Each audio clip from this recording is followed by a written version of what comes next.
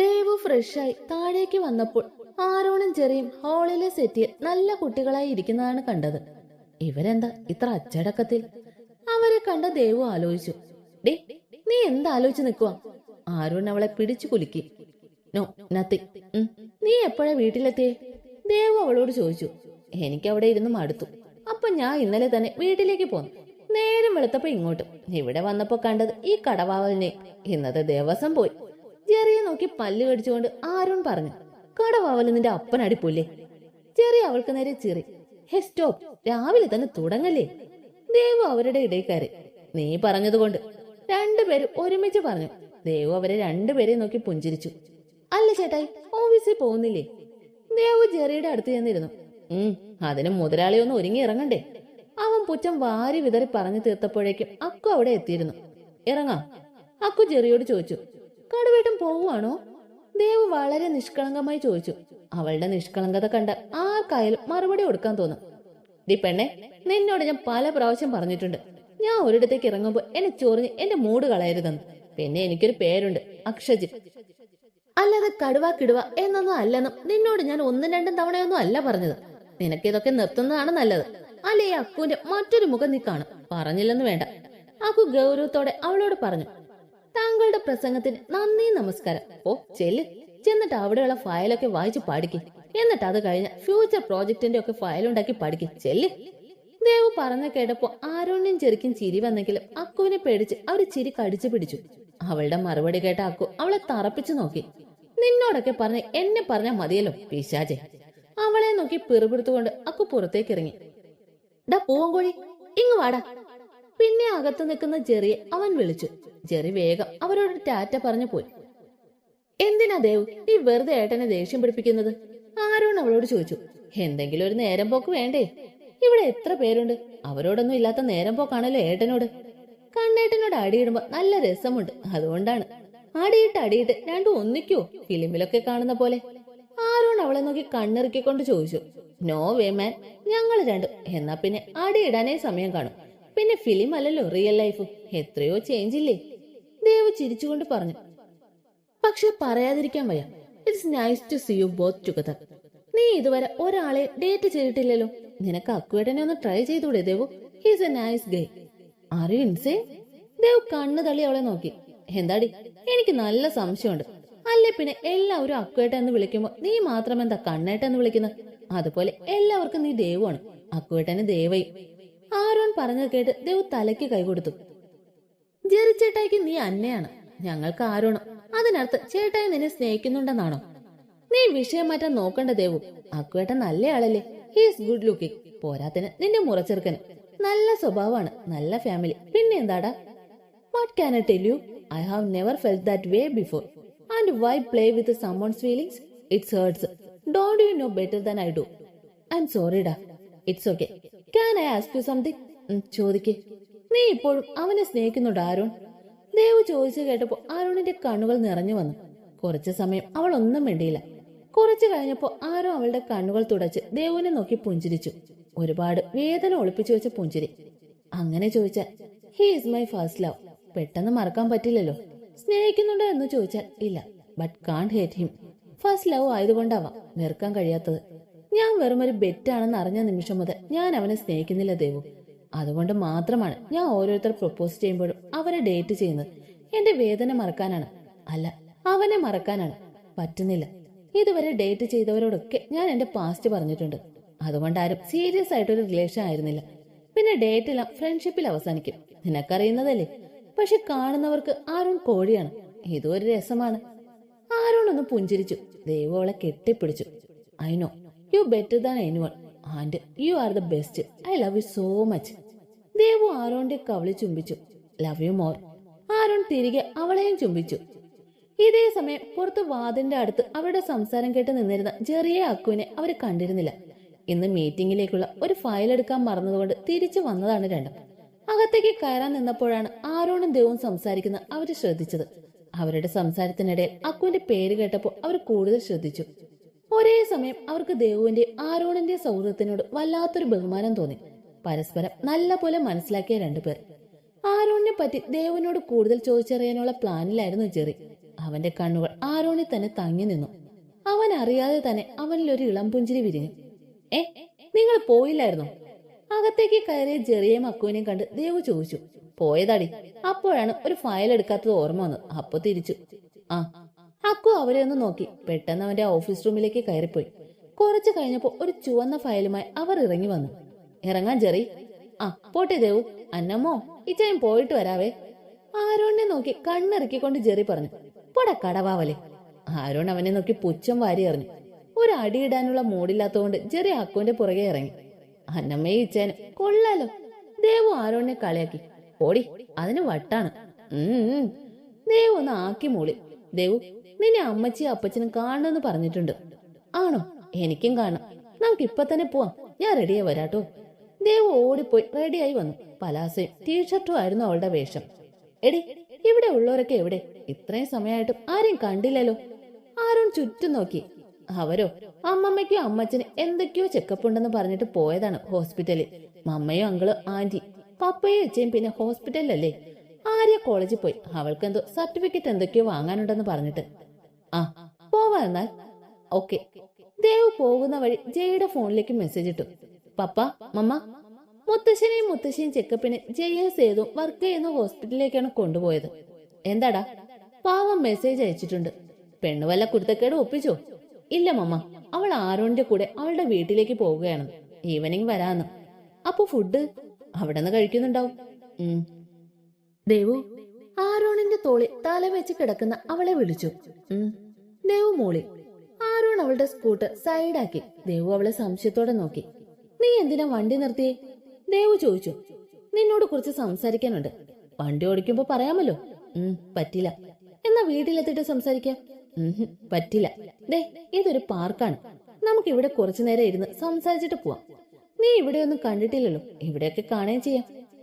അപ്പോഴേക്കും അമ്മച്ചി നല്ല ചിക്കൻ ബിരിയാണി ഉണ്ടാക്കട്ടെ. ആ ഓക്കെ. രണ്ടുപേരും പാർക്കിലേക്ക് കയറി. നിനക്കെന്താ പറയാനുള്ളത്? കുറച്ചു നേരത്തെ നിശബ്ദതയ്ക്ക് ശേഷം ദേവു ചോദിച്ചു. നീ തിരിച്ച് പാരീസിലേക്ക് തന്നെ പോകുന്ന കാര്യം വീട്ടിൽ പറഞ്ഞൂല്ലേ? ഇച്ച വിളിച്ചിരുന്നോ നിന്നെ? വിളിച്ചിരുന്നു. നിന്നെ പറഞ്ഞ് കൺവിൻസ് ചെയ്യാൻ പറഞ്ഞു എന്നോട്. അവർക്ക് നിന്നെ പിരിഞ്ഞിരിക്കാൻ പറ്റില്ലെന്ന്. നീ സീരിയസ് ആയിട്ടാണോ പറഞ്ഞ് എന്നൊക്കെ ചോദിച്ചു എന്നോട്. എന്നിട്ട് നീ എന്തു പറഞ്ഞു? ഞാനെന്ത് പറയാൻ? നിന്നോട് സംസാരിക്കാന്ന് പറഞ്ഞു. Are you serious? യാ. നിനക്ക് തോന്നുന്നുണ്ടോ ദേവു അവര് സമ്മതിക്കുമെന്ന്? അവര് സമ്മതിക്കില്ല. എന്നെ വിടില്ലെന്നുള്ള വാശിയിലാണ് ഇച്ച. പപ്പയും അമ്മയും ഒന്നും പറയുന്നില്ല. അവരെ എന്നെ വിടില്ല. ആർക്കും താല്പര്യമില്ലെങ്കിൽ പിന്നെ പോണോ ദേവു? എനിക്ക് താല്പര്യമുണ്ട് ആരോൺ. അവിടെ ജോലി ചെയ്യുക എന്നത് എന്റെ ഡ്രീമാണ്. അതിനു വേണ്ടിയാണ് ഞാൻ ഈ കഷ്ടപ്പെട്ടതൊക്കെ. എനിക്ക് മനസ്സിലാവും. അല്ല, ഇനി അവിടെ പോയ താമസമൊക്കെ എങ്ങനെയാവും? നമ്മുടെ അപ്പാർട്ട്മെന്റ് കിട്ടില്ലല്ലോ ഇനി. എല്ലാം കമ്പനി തരും. ടിക്കറ്റൊക്കെ അവരയച്ചു തരും. കമ്പനി ഡോമുണ്ട്. അവിടെയാണ് താമസം. ഹോസ്റ്റൽ പോലെ ഒരുപാട് ആളുകൾ ഉണ്ടാവില്ലേ? കംഫർട്ടബിൾ ആവുമോ? ഉണ്ടാവും. സാലറി കിട്ടുന്നവരെ അവിടെ നിൽക്കാം. പിന്നെ ഒരു അപ്പാർട്ട്മെന്റ് നോക്കി അങ്ങോട്ട് മാറിയാൽ പോരെ? അതുമല്ലെങ്കിൽ ഈ കമ്പനിയുടെ തന്നെ ഒരു ബ്രാഞ്ച് അമേരിക്കയിലുണ്ട്. ട്രെയിനിങ് കഴിഞ്ഞ് പെർമനന്റ് ജോബായാൽ അമേരിക്കയിലേക്ക് മാറാം.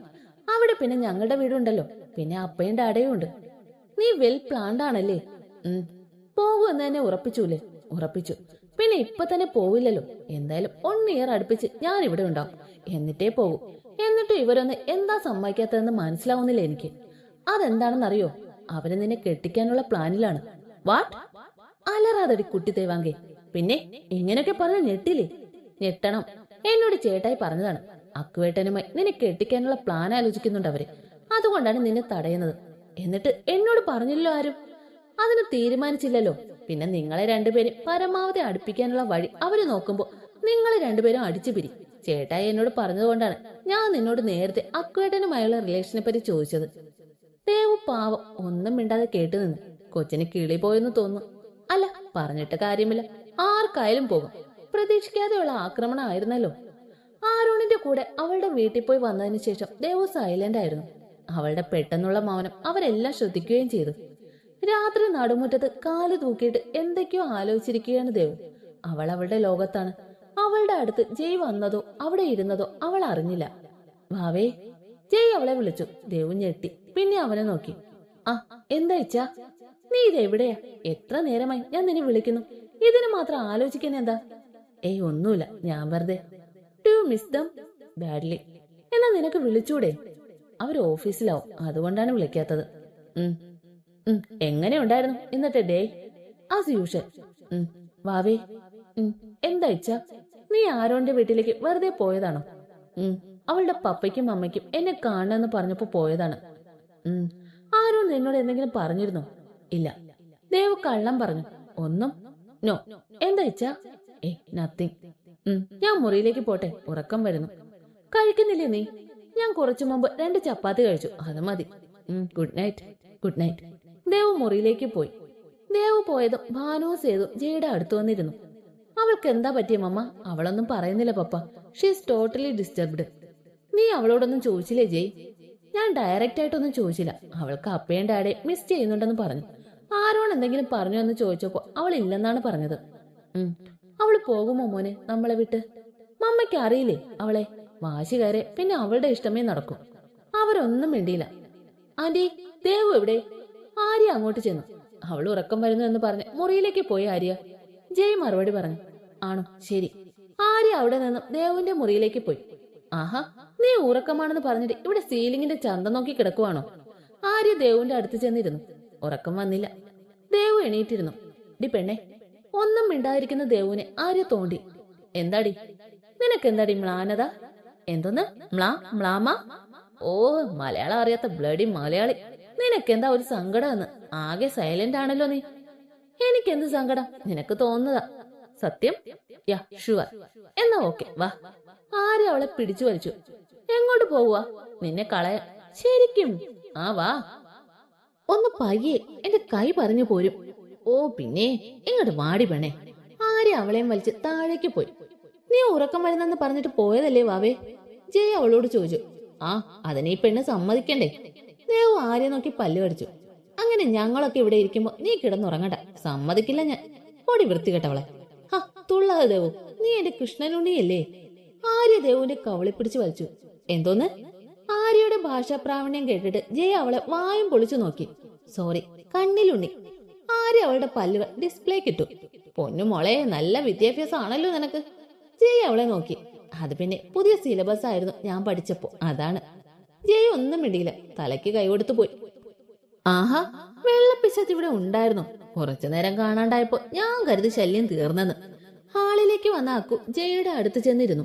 അവന്റെ തോളിൽ കൈയിട്ടു. അയ്യടാ, അങ്ങനെ ഇപ്പൊ ഞാൻ ഒഴിഞ്ഞു പോയെന്ന് കരുതി ആരും സന്തോഷിക്കേണ്ട കേട്ടോടോ കടുവേട്ട. ദേവു അവനെ നോക്കി ചുണ്ടുകൊട്ടി.